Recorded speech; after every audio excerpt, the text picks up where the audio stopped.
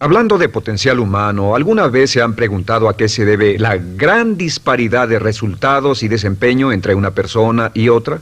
Una persona que percibe $250,000 anuales no es 10 veces más astuta ni mejor que una persona que percibe $25,000 anuales. ¿Por qué la diferencia de 10 veces sus ingresos? Y si tomamos a una persona que percibe $2,5 millones al año, ¿será esa persona 100 veces mejor, más astuta que la persona que gana $250,000? Imposible. En un estudio reciente de coeficiente intelectual probaron a 1,000 personas de una cierta población y llegaron a la conclusión de que la mejor persona entre los 1,000 solo era 2,5 veces más astuta que la persona de menor coeficiente intelectual. Solo 2,5 veces la disparidad, y tal vez eso sea con toda la población. ¿A qué supone que se debe la diferencia? Al hablar de potencial humano, llegamos a una fórmula que deduje hace algunos años. Tal vez eso lo explique un poco. La fórmula comienza con lo que llamamos AI, o sea, atributos innatos, las cualidades, la inteligencia, la habilidad, el temperamento, cosas con las que se nace que no pueden cambiarse mucho. Además de los atributos adquiridos. Estos atributos son muy importantes, son su educación, su capacitación, sus capacidades, su experiencia, conocimiento, sabiduría, etcétera, multiplicado por A, que es su actitud, es igual al potencial humano individual o al desempeño humano individual o resultados individuales humanos. Ahora, de estos tres, los atributos innatos se traen desde el nacimiento. Los adquiridos pueden cambiarse, pero se necesita cierto tiempo para ello, aunque a veces cambiamos muy rápidamente. Cierta información valiosa puede cambiar dramáticamente su eficacia, pero las actitudes pueden aumentarse o disminuirse dramáticamente en segundos. Cada vez que mejoramos nuestra actitud, multiplicamos todas nuestras capacidades. Una actitud ha sido llamada acertadamente el lenguaje más importante del ser humano, la palabra más importante del idioma en el humano. Todo lo que hacemos en la vida, según un estudio en Harvard entre estudiantes ejecutivos, será en un 85% de actitudes. Un 85% de su éxito estará determinado por su actitud. Eso significa que está determinado por cuán positivo o cuánta actitud mental positiva se tenga. Las personas con actitudes mentales positivas tienden a avanzar más rápidamente, se mueven hacia la cima en organizaciones valiosas, ganan más dinero, sacan más satisfacción de la vida. Una actitud mental positiva no significa que baile por las calles y arroje flores. Solo significa que tome una actitud constructiva en general o se aproxime hacia su trabajo, su vida, sus problemas, relaciones, etc. Según el informe Cox de las empresas americanas, según la revista Success, un 85% o más de todo lo que se logra se debe a la actitud. Y la pregunta es, ¿de dónde vienen las actitudes? Las actitudes vienen de las expectativas. Muy simple, ya hablamos de eso. Y una forma muy poderosa de mejorar su actitud instantáneamente es decir, aunque no lo crea, pienso que algo maravilloso va a ocurrirme hoy. Como dijimos antes, nuestras expectativas sobre los desenlaces determinan nuestra actitud. Si espera que las cosas salgan bien, tendrá una actitud positiva. Si espera que salgan mal, tendrá una actitud negativa. Y lo maravilloso es que podemos fabricar nuestras expectativas. Podemos esperar lo que deseamos. Podemos esperar cosas buenas, cosas malas, y no nos decepcionaremos. ¿De dónde surgen nuestras expectativas? Nuestras expectativas surgen de nuestras creencias y de nuestros valores.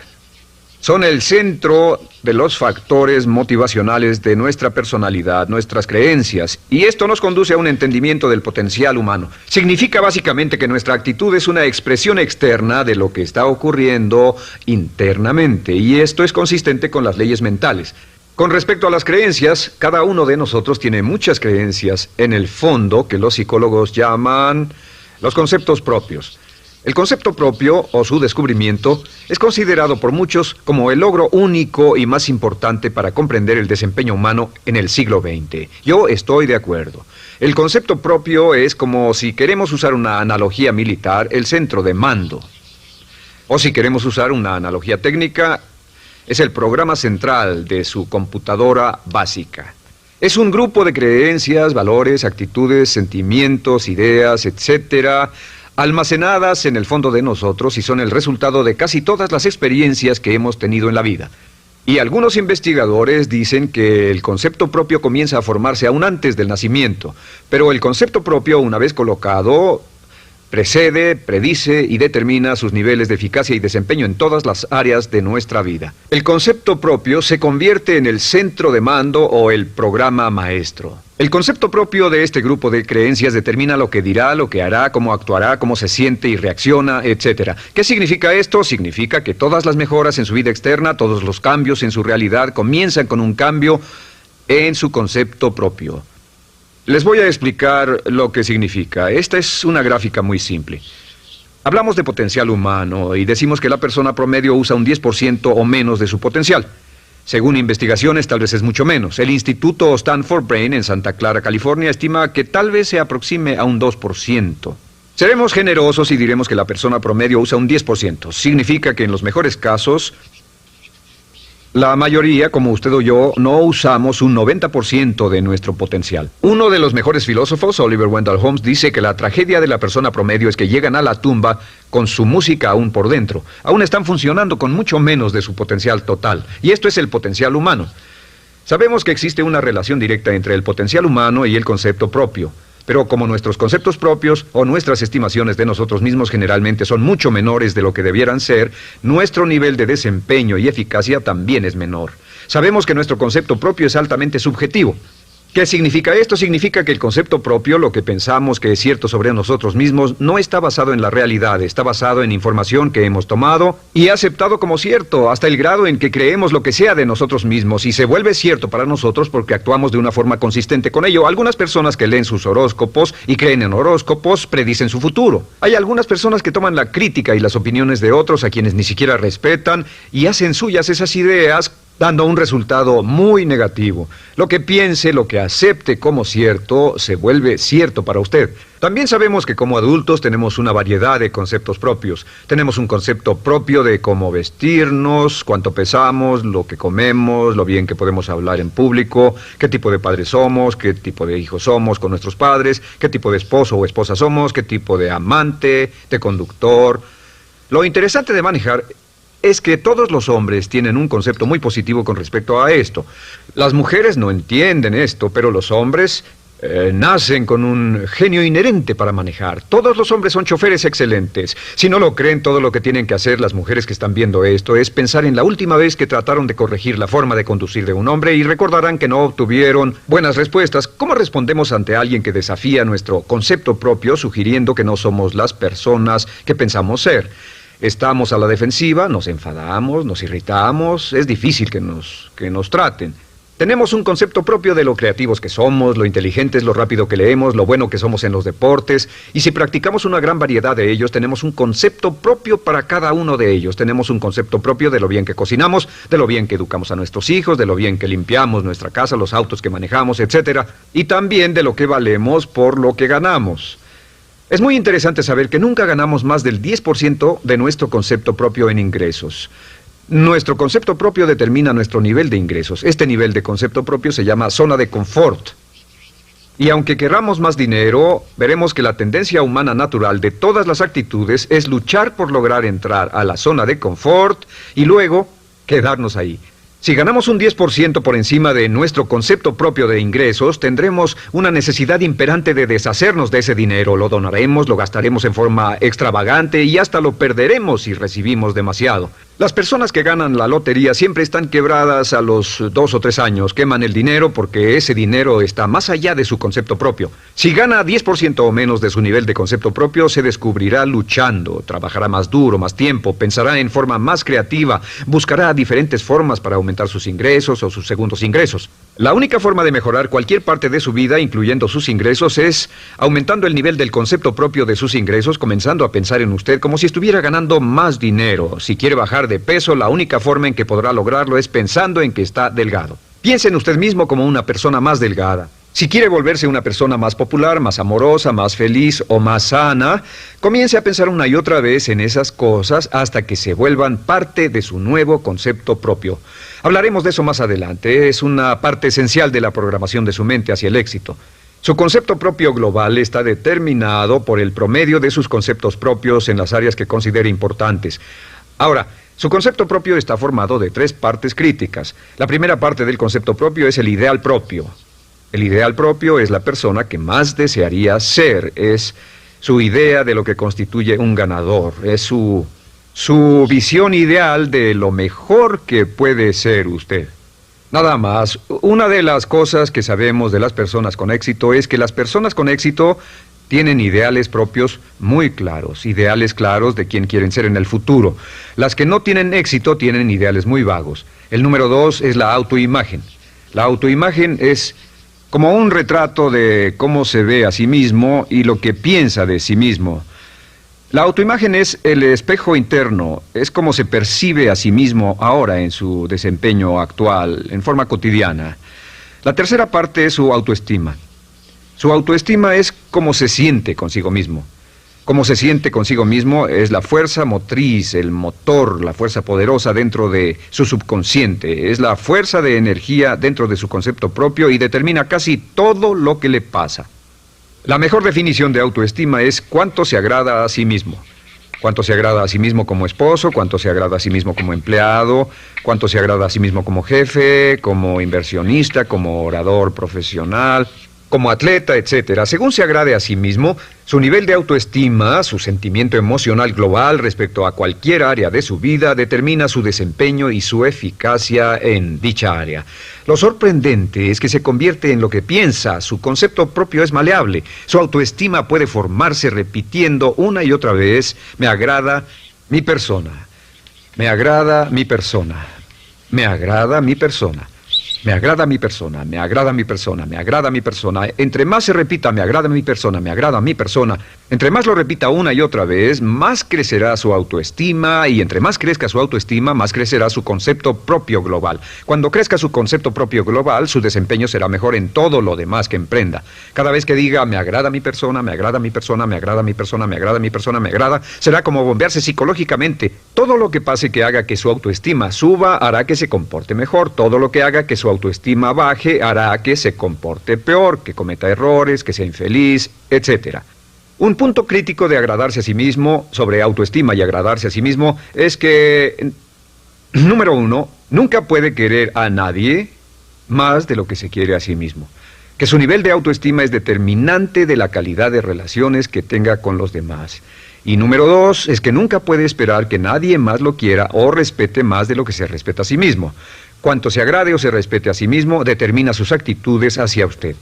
Todas las escuelas de psicología actualmente están de acuerdo en el hecho de que depende de lo que usted realmente se quiera y se respete a sí mismo como un ser humano valioso e importante, tiene efecto sobre todo lo que le pase. Cuánto se agrade a sí mismo y lo que puede hacer es mejorar su autoestima diciendo me agrada mi persona, me agrada mi persona, me agrada mi persona, me agrada mi persona. Y esto nos lleva a la pregunta, ¿de dónde viene el concepto de autoestima? Y descubrimos que el concepto propio es maleable, puesto que no nace con este concepto propio, no nace con ninguna idea sobre sí mismo, no nace con autoimagen ni autoestima, nace en cierto modo como potencial propio. Es la mejor forma de plantearlo. La persona promedio llega al mundo como potencial puro. Y no tiene el concepto propio de que todo lo que es ahora, todo sentimiento que tiene, toda actitud o valor, tuvo que aprenderlo en el transcurso de su vida. También sabemos que el niño llega al mundo con una necesidad imperante de amor y contacto. Y como una gran cantidad de investigaciones lo indican, necesitamos mucho amor y contacto durante toda nuestra vida, pero en especial durante nuestros años de formación, porque de niños aprendemos quiénes somos, cuánto valemos, si somos importantes, inteligentes, amorosos, chistosos. Todo esto lo aprendemos por la forma en que nuestros padres nos tratan. Si nuestros padres, nuestros parientes, tíos o tías, en especial nuestros padres, nos tratan como si fuéramos realmente importantes, crecemos pensando que somos realmente importantes, pero si nuestros padres no lo hacen, pasa algo más. Sabemos que los primeros años de vida son los más importantes para el desarrollo del concepto propio, que un niño comienza a partir de cero. El niño nace sin saber quién es él o ella. Son sumamente valiosos el primero, segundo, tercero, cuarto y quinto años de vida. Algunos psicólogos pensaban que eran los 5 primeros años, pero ahora dicen que son los 3 primeros años. En sus 3 primeros años de vida el niño aprende quién es y dicen que si se les da suficiente cantidad y buena calidad de amor en los 3 a 5 primeros años, los prepara usted de por vida. Los coloca en una base sólida de autoestima y confianza en sí mismos, valor e importancia realmente. Existe una relación directa entre la calidad y la cantidad de amor y el desarrollo de una personalidad sana. Entre más amor, amor incondicional, reciba un niño en sus años formativos, más fuerte será la base de su personalidad. El reverso de la educación es que casi todos los problemas de psicosis, neurosis, perturbaciones de la personalidad y problemas de comportamiento surgen de los problemas que se tengan con el concepto propio.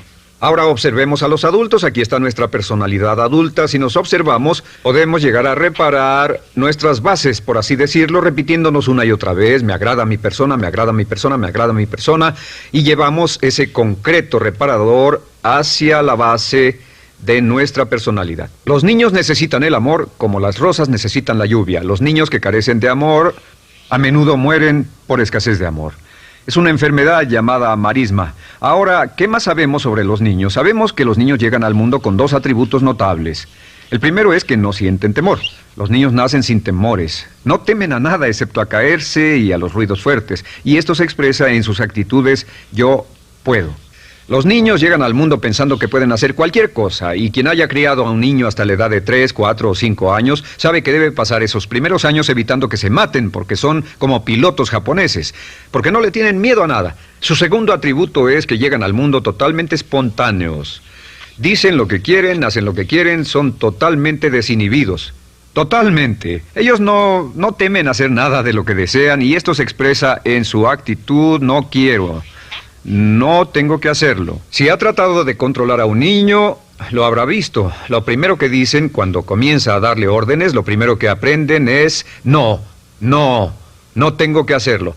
Claro, a veces cambiamos sus mentes de una u otra forma, pero estos son los dos atributos con los que los niños llegan al mundo. Llegan al mundo sin temores y desinhibidos. ¿Qué significa esto? Significa que nuestro derecho innato natural es no ser temerosos y ser desinhibidos. Y solo cuando podemos crear la misma situación en nuestra vida adulta, cuando no tememos y somos desinhibidos, nos sentimos a gusto con nosotros mismos. Las mejores organizaciones, las mejores compañías son las que crean un ambiente donde nos sentimos sin temores y sin reservas para ser nosotros mismos y para hacer lo mejor de nosotros. Al crecer descubrimos que los niños aprenden de dos maneras. La primera es por imitación. Imitan a uno o a ambos padres, en especial al padre dominante. Algunas veces el padre dominante cambiará cuando crezca el niño, y a veces los niños imitan al padre, a veces a la madre, pero aprenden por imitación. Muchas características y hábitos que tenemos como adultos los aprendimos de nuestros padres. ¿Alguna vez ha tenido la ocasión de gritarle o reñirle a uno de sus hijos? Verá que le dice las mismas cosas que le dijo su padre a usted cuando era niño. Así que imitamos. A veces imitamos su caminar, a veces su forma de hablar, a veces imitamos sus valores, sus creencias, etc. Aunque esos valores y esas creencias no tengan ningún valor. ¿Por qué? Porque nuestros padres eran así cuando nosotros éramos niños. La segunda forma en que aprendemos es pasando de la incomodidad, lo que no se siente bien, hacia la comodidad. Freud llamó a esto el principio del placer.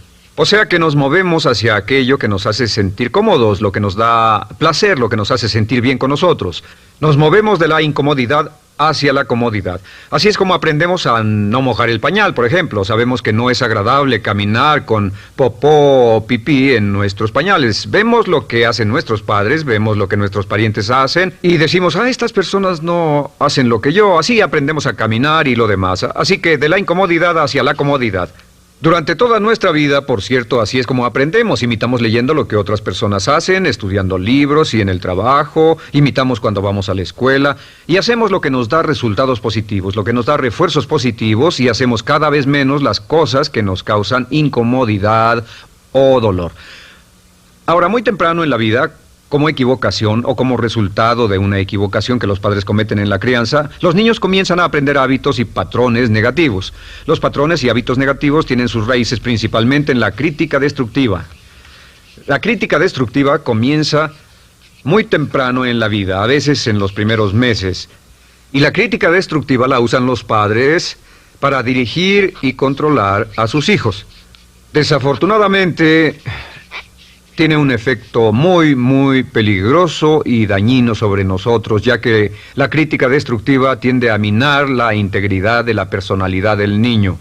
Muchos de nosotros, incluyéndome a mí y a muchos de ustedes, nos hemos visto minados y heridos por la crítica destructiva más que todas las guerras en la historia. Ahora, como resultado de la crítica destructiva, comenzamos a desarrollar hábitos y patrones negativos. Los patrones de hábitos negativos son respuestas condicionadas hacia los estímulos. Los patrones de hábitos negativos se desarrollan en los inicios de la vida. Se desarrollan como resultado de una repetición del temor y el dolor una y otra vez. Se desarrollan como resultado de la crítica destructiva, el castigo físico, etc. En los inicios de la vida comenzamos a desarrollar dos manifestaciones que nos persiguen durante toda nuestra vida y más que ninguna otra cosa inhiben nuestro potencial. La primera es la llamada patrón de hábito negativo inhibido. El patrón de hábito negativo inhibido se aprende cuando al niño le dicen una y otra vez no. Aléjate de ahí, no toques eso, y se le castiga. Cuando el niño intenta algo nuevo, o se involucra con algo, o huele algo, o derrama algo, o rompe algo accidentalmente, el padre estalla y se enfada mucho.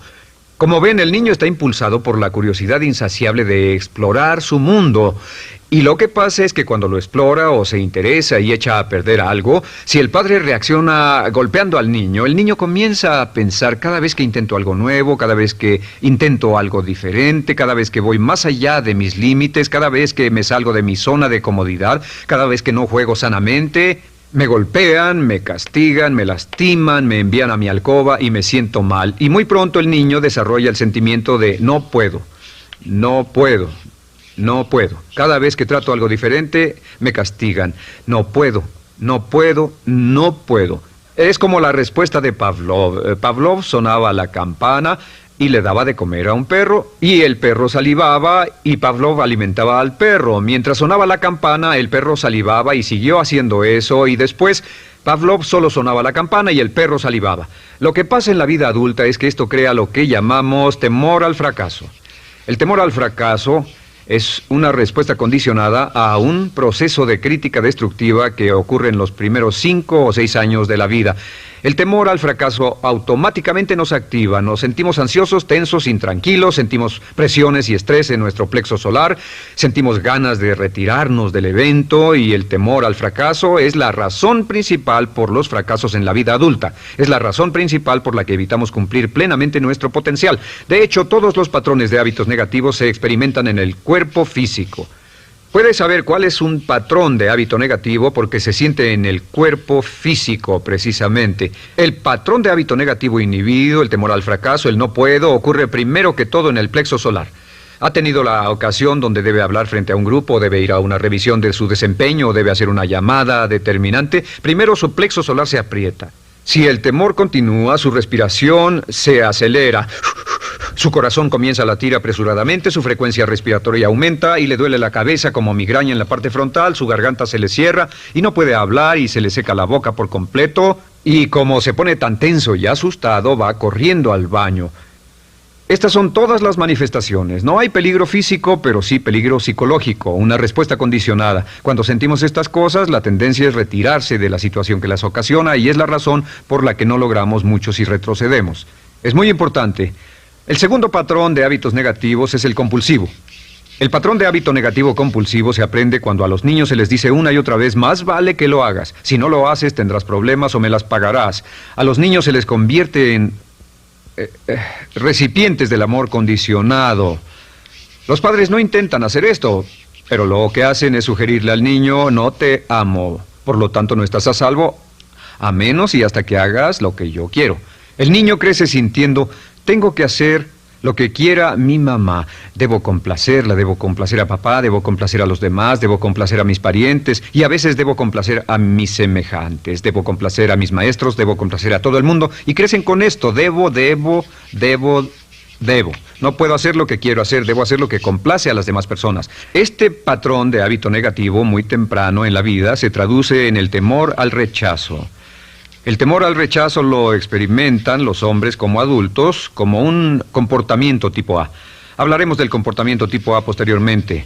El comportamiento tipo A es una necesidad compulsiva o excesivamente compulsiva de complacer de algún modo a alguien sin normas de comportamiento, prácticamente sin pensarlo. El temor al rechazo nos impulsa, nos hace muy sensibles a las necesidades de los demás. Hacemos cosas que otras personas quieren, no hacemos lo que nosotros queremos. Siempre estamos tratando de complacer a los demás. Tenemos preocupaciones o nos importan las opiniones, sentimientos y actitudes de otros hasta el punto donde ocultamos nuestras necesidades.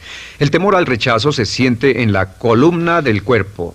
Se divide el cuerpo a la mitad y se siente hacia abajo en la mitad posterior del cuerpo. El primer lugar donde comienza a sentirse el temor al rechazo es generalmente en los hombros y el cuello. Nos sentimos entumidos, duros, tensos. Cuando tenemos mucho que hacer sentiremos un estrés tremendo en la columna. Los músculos se estiran en la parte posterior. A veces se manifestará como flebitis y venas varicosas y a menudo nos darán dolores de cabeza en la parte posterior de esta porque las arterias carótidas que llevan la sangre hasta la cabeza, los músculos a su alrededor se contraen y la cantidad de sangre que fluye hacia la cabeza fluye más lentamente y se siente un terrible dolor de cabeza en la parte posterior. Estos dos temores, los patrones de hábitos negativos compulsivos, el compulsivo y el inhibitorio, son resultado de la crítica destructiva, el gran destructor de la personalidad que nos persigue durante toda la vida. Y lo maravilloso de todo esto es que como son patrones de hábitos aprendidos, podemos olvidarlos. Podemos acabar con el temor al fracaso que nos detiene. Podemos acabar con el temor al rechazo que hace que hagamos cosas que complacen a los demás en vez de complacernos a nosotros, trabajando con nuestra propia autoestima. Porque existe una relación inversa entre la autoestima y el patrón de hábitos negativos. Porque entre más se agrade a sí mismo, menos teme al fracaso. Entre más se agrade a sí mismo, menos teme al rechazo. Entre más se agrade a sí mismo, menos temerá a cualquier cosa. Y si sigue repitiendo, me agrada mi persona, me agrada mi persona, me agrada mi persona una y otra vez, si sigue diciendo esto, con el tiempo su autoestima sube más y más y más y más y sus temores desde luego bajan. Cuando su autoestima sube, sus temores van en dirección opuesta. Ahora, ¿cómo enfrentar la crítica destructiva si debe criticar a otras personas? Pues eso es muy simple. Muchos padres nos han preguntado eso. ¿Cómo se controla a los niños? Una de las claves para controlar a los niños es dirigirlos para que hagan algo constructivo en lugar de hacer algo destructivo. Otra cosa que debe recordarse es que lo que quiere hacer es que quiere dar una crítica informativa, crítica constructiva, lo que significa que se les dice a los niños lo que pueden hacer o a los adultos lo que pueden hacer mejor. Todo el propósito de dar retroalimentación de cualquier tipo es mejorar el desempeño. Si es padre o si es jefe o si es una persona en una relación, si una persona está haciendo algo malo o inadecuado, todo el propósito de darles cualquier tipo de retroalimentación es para que puedan hacerlo mejor. Sin embargo, existe una relación directa entre la autoestima y la crítica destructiva. Cada vez que se critica a una persona, su autoestima baja. Y cada vez que su autoestima baja, su habilidad para desempeñarse baja. Si critica a una persona en forma destructiva demasiado tiempo, llegará a un punto donde no intentarán nada. Se convierte en lo que llamamos hipersensible. Un adulto hipersensible es aquel que no puede aceptar críticas de nadie. Un adulto hipersensible es una persona que está muy tensa, ansiosa, si siquiera sugiere que no está haciendo lo correcto. Si trata con un adulto hipersensible, la clave es sentarlo y recordar 4 cosas. Número 1, comenzar con alabanzas. Número 2, proteja la autoestima de la persona a toda costa. Número 3, discuta el desempeño y no a la persona. Hable del comportamiento más que de la persona. Y número 4 es enfocarse hacia el futuro en vez de en el pasado. Enfóquese hacia lo que va a hacerse en forma diferente en el futuro en vez de lo que pasó en el pasado. ¿Por qué? Una razón muy simple, porque una persona no puede controlar el pasado. Al no poder controlar el pasado, cualquier crítica de lo que han hecho en el pasado les da un estrés tremendo y frustración. Así que, en resumen, la clave del éxito en la vida es una actitud mental positiva. Una actitud mental positiva se basa en expectativas de éxito, de una serie de expectativas positivas. Esa serie de expectativas positivas se basa en sus creencias y en su concepto de sí mismo. El centro de su concepto propio que determina su eficacia en la vida es su autoestima, y su autoestima se mide por cuanto se valore a sí mismo. Las dos cosas que nos frenan más que nada son el temor al fracaso y el temor al rechazo. Y uno de nuestros secretos centrales de éxito es este: Conviértase en un organismo generador de autoestima perpetua. Haga continuamente cosas para usted mismo, hacia sí mismo en su vida, que hagan que se agrade a sí mismo, que se ame, que se acepte, que se respete, que hagan que se sienta fantástico con usted mismo. Si es un jefe o un padre, no olvide que la clave para el máximo desempeño en su hogar y en su trabajo es hacer que las personas se sientan maravillosamente consigo mismas. Entre mejor se sienta consigo mismo y más se agrade, más probable será que logre que las personas a su alrededor lo quieran, lo acepten, lo respeten, se respeten.